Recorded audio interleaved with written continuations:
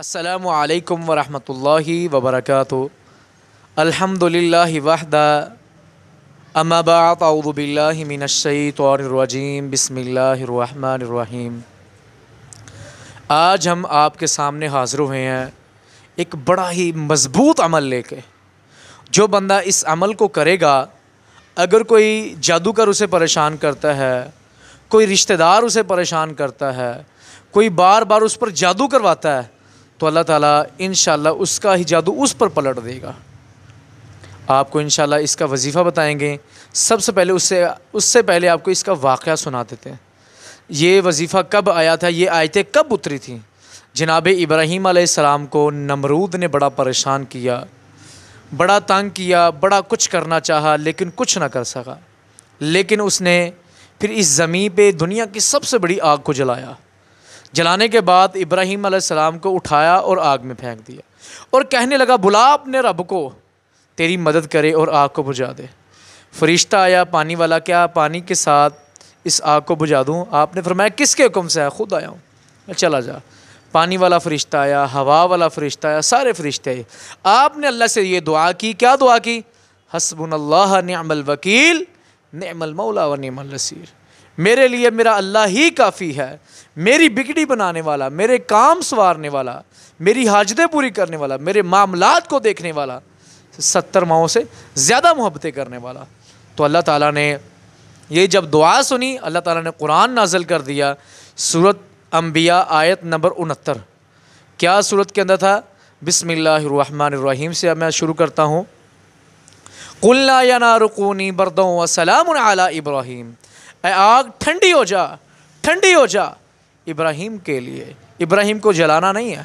اس کے بعد اللہ تعالیٰ نے ایک اور آیت کو نازل کر دیا، 70 نمبر آیت ہے۔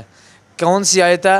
اللہ تعالیٰ نے فرمایا ہاں، ابراہیم علیہ السلام کو اس نے برا چاہا، ہم نے اسے ناکام کر دیا، ان کی تدبیریں ان پر الٹا دی۔ سورۃ فاطر آیت نمبر 43۔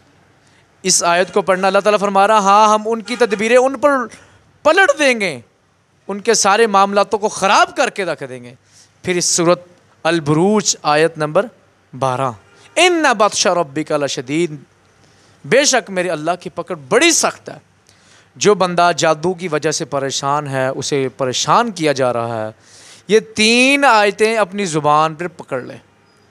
سورۃ انبیاء کی آیت نمبر 70 ہے، سورۃ فاطر کی آیت نمبر 43 ہے، سورۃ البروج کی آیت نمبر 12 ہے۔ اس آیت کو صبح اور شام 101 مرتبہ پڑھنا ہے اور اللہ کے حضور دعا کرنی ہے۔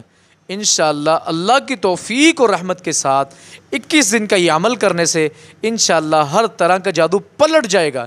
اللہ تعالیٰ شیطان کی تدبیروں کو توڑ اور مروڑ کے رکھ دے گا۔ اللہ تعالیٰ ان کی ہی تدبیریں ان پر ڈال دے گا، ان کی ہی پلاننگ ان پر ڈال دے گا۔ تو ہمیں قرآن اور حدیث سے وظیفے لینے چاہیے۔ انشاءاللہ اللہ کی توفیق و رحمت سے ہر طرح کے جادو کو توڑ مروڑ کے رکھ دے گا، تدبیریں توڑ دے گا اللہ کی توفیق و رحمت کے ساتھ۔ اس عمل کو 21 دن تک لگاتار کریں۔